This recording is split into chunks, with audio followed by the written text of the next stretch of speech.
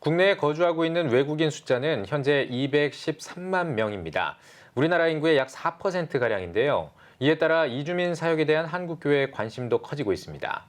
하지만 국적도, 문화도, 언어도 각기 다른 이주민 실정을 파악하기란 쉽지 않은 일인데요. 안산제일교회와 목회데이터 연구소가 안산 지역에 사는 외국인을 대상으로 종교생활 실태를 조사했습니다.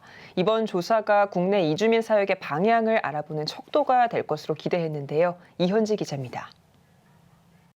이주민의 종교 생활은 국내로 이주하는 과정에서 상당한 지각 변동을 겪고 있었습니다.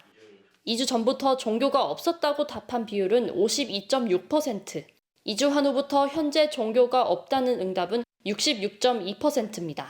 전체 응답자의 약 14%가 이주하고 나서부터 종교를 믿지 않게 되었다고 응답한 겁니다. 종교 인구 비율은 불교가 가장 많았고 개신교는 약 8%에 그쳤습니다. 가톨릭과 이슬람이 뒤를 이었습니다. 전반적으로 매우 낮은 종교율인데 우려스러운 것이 종교의 기능이 상당히 약화됐다고 해석할 수밖에 없거든요. 세속화 가설이라는 게 있습니다. 단기간에 한국의 세속적인 문화에 동화되었기 때문에 종교에 대한 관심보다는 세속적인 관심이 이제 압도적이 되었다. 한편 종교를 믿고 있는 이주민은 주변 사람의 영향을 많이 받는 것으로 나타났습니다. 종교시설 방문 계기로 가족이나 지인의 권유가 꼽혔습니다. 이는 종교 생활을 통해 얻는 만족으로도 이어졌습니다. 종교 생활 가운데 가장 도움이 되는 서비스로 자국민과의 교류가 가장 높은 비율을 차지한 겁니다. 발제자 측은 해당 결과를 근거로 한 이주민 선교 방향성을 제시했습니다. 종교 기관이 즉 커뮤니티의 역할을 하는 겁니다.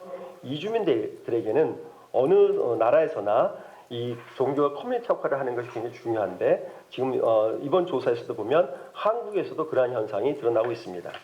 한편 이를 두고 다소 아쉽다는 목소리도 나왔습니다. 교육이나 일자리 지원 등 실질적인 도움에서는 이주민의 긍정적인 평가가 낮게 나왔기 때문입니다.